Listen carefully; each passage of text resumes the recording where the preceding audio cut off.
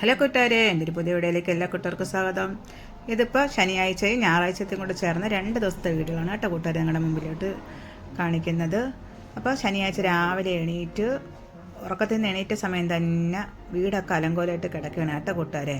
കാരണം എൻ്റെ കൈ തലേന്ന് ദിവസം സ്കൂളിൽ ജോലിക്ക് പോയ സമയത്ത് കയ്യിലൊന്ന് ആവി അടിച്ച് കൈ ഒന്ന് പൊള്ളിപ്പോയി. അപ്പോൾ ഞാൻ രാവിലെ വന്ന് വിചാരിച്ചു ഇത്തിരി കട്ടൻ കാപ്പി ഇട്ട് കുടിക്കാമെന്ന് വിചാരിച്ചു. അപ്പോൾ നമ്മളിവിടെ ഇപ്പം എല്ലാവർക്കും നല്ലതുപോലെ ചെറിയൊരു ജലദോഷവും തൊണ്ടയെടുപ്പൊക്കെ ഉണ്ട്. അപ്പോൾ ഞാൻ രാവിലെ കാപ്പിക്കുള്ള വെള്ളവും വെച്ചിട്ട് നമ്മുടെ തുളസി ഇലയും നവരയിലയും എടുക്കാമെന്ന് പറഞ്ഞ് വന്നു. അങ്ങനെ നമ്മുടെ തുളസി ഇലയൊക്കെ ഒന്ന് പിച്ചെടുത്ത് നവരയിലയും കൂടെ എടുത്ത് കൊണ്ടുപോകും കേട്ടോ. കഴുകിയെടുത്ത്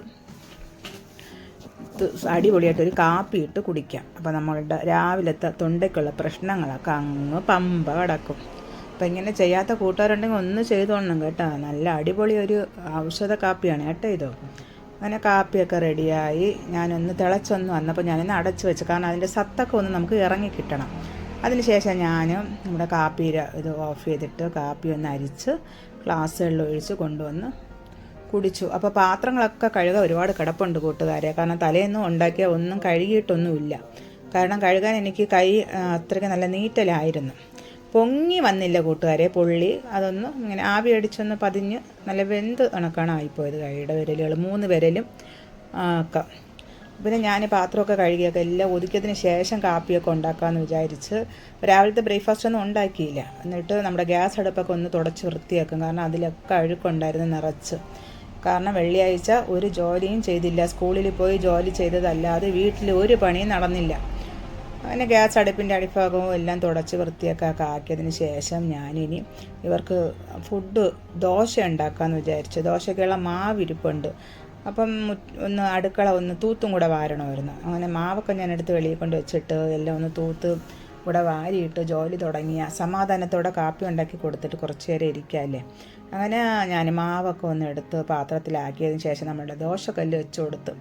അപ്പം ദോശയ്ക്കൊരു സിമ്പിൾ കറി ഉണ്ടാക്കാമെന്ന് വിചാരിച്ചു. നമ്മുടെ തക്കാളി ചട്നി ഉണ്ടല്ലേ, അതാണ് കേട്ടത് ശരിയാക്കി എടുത്തത് ദോശയ്ക്ക് വേണ്ടി. നമ്മുടെ മാവിൽ ആവശ്യത്തിനുള്ള ഉപ്പൊക്കെ ഇട്ട് കൊടുത്ത് അതൊന്ന് നന്നായിട്ടൊന്ന് ഉടച്ചെടുക്കും. കാരണം നമ്മളുടെ ചേട്ടൻ വാങ്ങിച്ചുകൊണ്ടുവന്ന മാവ് ഇഡ്ഡലിക്ക് ഉള്ള മാവാണ് വാങ്ങിച്ചുകൊണ്ട് വന്നത്. എന്നാലും കുഴപ്പമില്ലെന്ന് വിചാരിച്ചിട്ട് ഞാൻ വിചാരിച്ചു നെയ് ദോശ ഉണ്ടാക്കാമെന്ന് പറഞ്ഞ് നെയ് ദോശയ്ക്കുള്ളത് കോരി വെച്ചിട്ട് നമ്മുടെ തക്കാളി ചട്നിക്ക് ആവശ്യമായ സവാളയും പച്ചമുളകും തക്കാളിയും വെളുത്തുള്ളിയും എല്ലാം കൂടെ ഞാൻ അരിഞ്ഞെടുത്തു. അപ്പോൾ ദോശ റെഡി ആവുന്നുണ്ട്. നമ്മുടെ തക്കാളി എല്ലാം ഞാൻ അടുപ്പിലാക്കി കൊടുത്തു. അത് എണ്ണയൊക്കെ ഒന്ന് കൊടുത്തൊന്ന് വെച്ചിട്ടുണ്ട്. അതൊക്കെ ഒന്ന് വന്നിട്ടുണ്ട് കേട്ടോ. അപ്പോൾ ഇതിൽ ഞാൻ ഇനി ഇടുന്ന മസാല എന്ന് പറയുന്നത് ജീരകവും മുളക് പൊടിയും ഉപ്പ് മാത്രമേ ഇടുള്ളൂ കേട്ടോ. കുറച്ച് ഇട്ട് അതിനെ ഒന്ന് ആക്കി അവിടെ വെച്ച്. അപ്പോൾ ആ നേരം കൊണ്ട് നമ്മൾക്ക് ഇപ്പോൾ ഇവിടെ ഞാനും ആദിത്യനും ചേട്ടനും മാത്രമേ ഉള്ളൂ.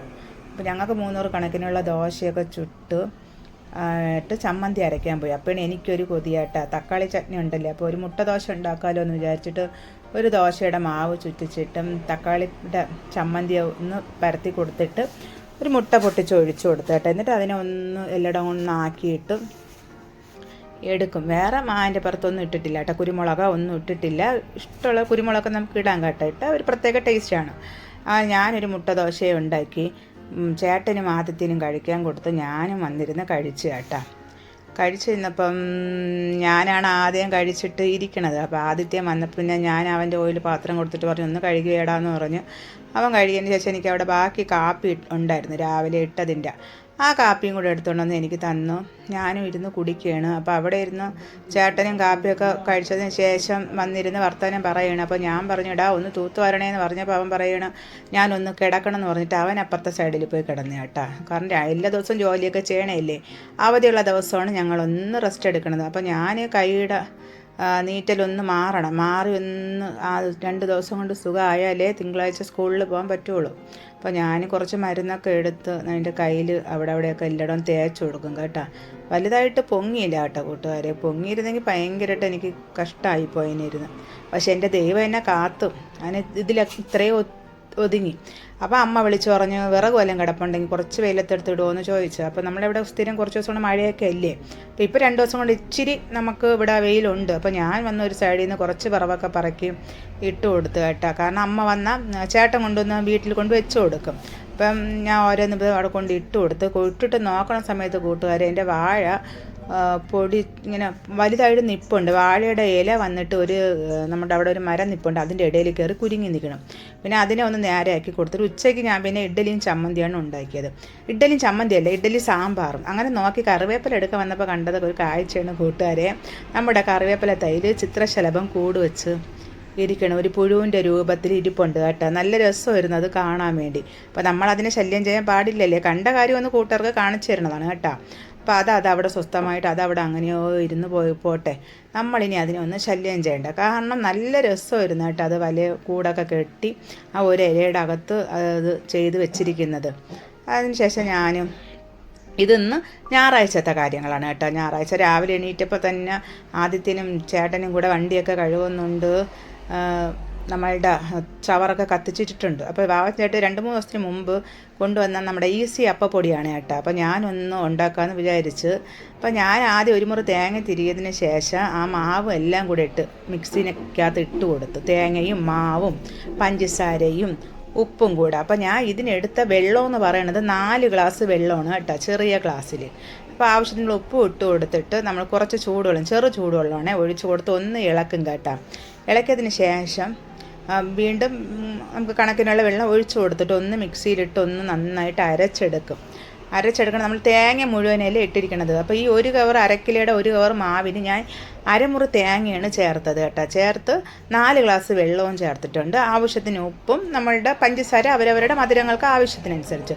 എന്നിട്ട് ഞാനതൊന്ന് ഒഴിച്ചതിന് ശേഷം ഒന്ന് ഇളക്കി ഒന്ന് യോജിക്കും കേട്ടോ. ഞാനിത് ആദ്യമായിട്ടാണ് കേട്ടോ ഈ അപ്പം ഇങ്ങനെ ഉണ്ടാക്കണത്.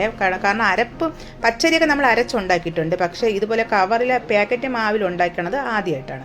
അപ്പോൾ അതൊരു 1 മണിക്കൂർ ഒന്ന് റെസ്റ്റ് ചെയ്യാൻ വെച്ചതിന് ശേഷം കുറേ തുണികൾ നനയ്ക്കാൻ ഉണ്ടായിരുന്നു കൂട്ടുകാരെ. അപ്പോൾ ആ തുണികളൊക്കെ നനയ്ക്കാൻ വേണ്ടി ഞാൻ ഒരു സ്റ്റെപ്പ് നനച്ച് വെളിയിൽ വിരിച്ചിട്ടുണ്ട്.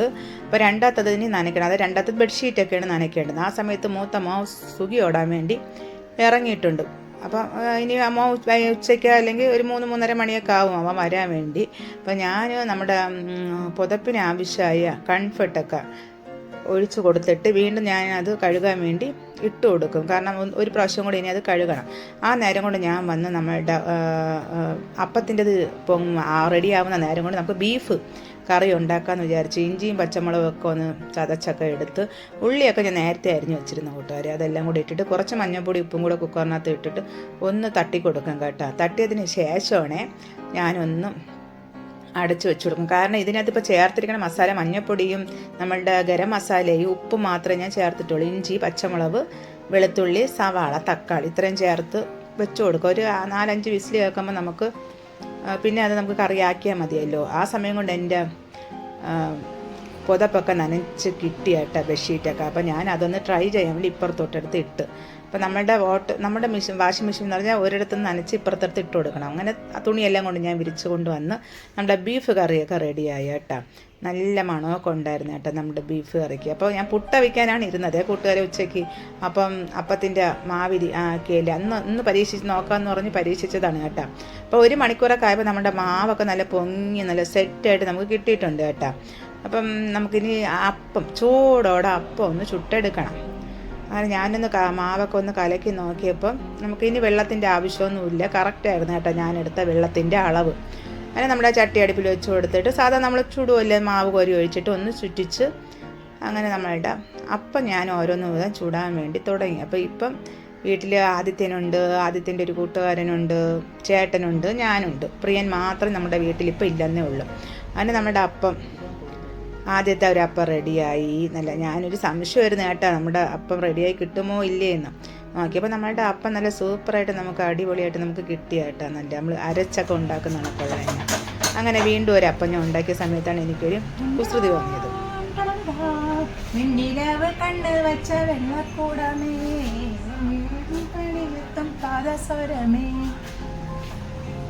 എന്നിട്ട് വീണ്ടും ഞാൻ മാവ് ഒഴിച്ചിട്ട് ഒന്ന് പൂ പോലത്തെ അപ്പം ഉണ്ടാക്കാമെന്ന് വിചാരിച്ച കേട്ടോ. ഒരു രസം നമുക്ക് പാചകം ചെയ്യുമ്പോഴേ നമ്മളൊന്ന് ആസ്വദിച്ച് സന്തോഷത്തോടെ ചിരിച്ച് അങ്ങോട്ടും ഇങ്ങോട്ടൊക്കെ ഒന്ന് പാട്ടൊക്കെ പാടിയൊക്കെ ചെയ്യുമ്പോഴേ നമുക്കതൊരു സന്തോഷമാണ് കേട്ടോ. അപ്പോൾ ഒരു സൈഡ് ചുറ്റിക്കാൻ എനിക്ക് മാവ് തികഞ്ഞില്ല. അപ്പോൾ വീണ്ടും ഞാനൊന്ന് മാവെടുത്ത് ഒഴിച്ചിട്ട് വീണ്ടും ഒന്ന് ചുറ്റിച്ച് അപ്പം പൂവാക്കിയെടുത്ത് അടച്ചു വെച്ച് കൊടുത്തു. അങ്ങനെ നമ്മളുടെ പൂവാക്കിയ അപ്പം റെഡിയായി കേട്ടോ. അപ്പോൾ വാവച്ചൻ ചേട്ടനും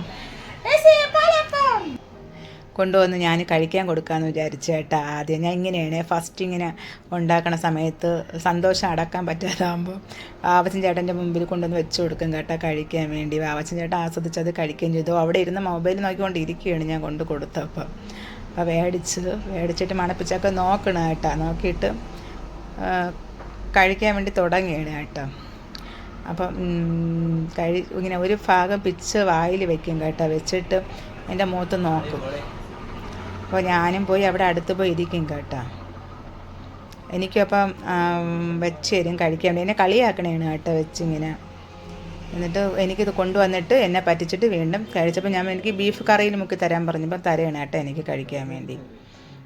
അങ്ങനെ ഞാനും ചേട്ടനും കൂടെ ഇരുന്നിട്ട് അപ്പമൊക്കെ കഴിച്ച് ആദിത്യൻ്റെ കൂട്ടുകാരനൊക്കെ കാപ്പി കൊടുത്ത് കുടിച്ച് എന്നിട്ട് വെളിയിലിറങ്ങി തുണിയൊക്കെ ഒന്നൊക്കെ നോക്കിയാട്ടെ. ഇനി എല്ലാം ഒന്ന് ഉണങ്ങി കിട്ടണം. അപ്പോൾ വീഡിയോ കണ്ട കൂട്ടുകാർക്ക് വീഡിയോ ഇഷ്ടപ്പെടുകയാണെങ്കിൽ ഒരു ലൈക്ക്, ഒരു ഷെയർ, ഒരു സബ്സ്ക്രൈബ്.